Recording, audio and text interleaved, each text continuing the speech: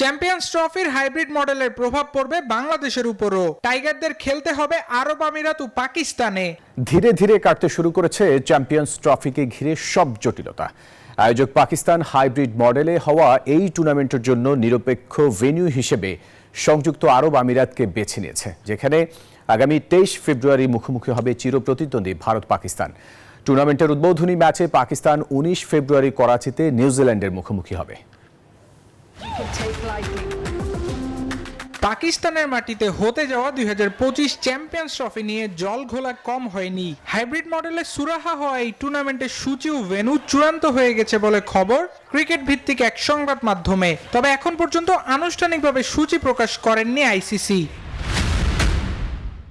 সংবাদ মাধ্যমটি বলছে, টুর্নামেন্টের উদ্বোধনী ম্যাচে পাকিস্তান 19 ফেব্রুয়ারি করাচিতে নিউজিল্যান্ডের মুখোমুখি হবে। পাকিস্তানের শেষ ম্যাচটি 27 ফেব্রুয়ারি রাওয়ালপিন্ডিতে বাংলাদেশের বিপক্ষে অনুষ্ঠিত হবে।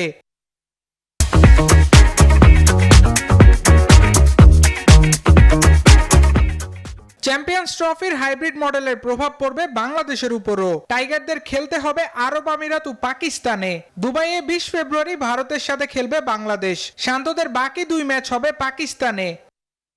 সম্ভাব্য সূচি অনুযায়ী 3টি করে ম্যাচ হবে রাওয়ালপিন্ডি ও করাচিতে।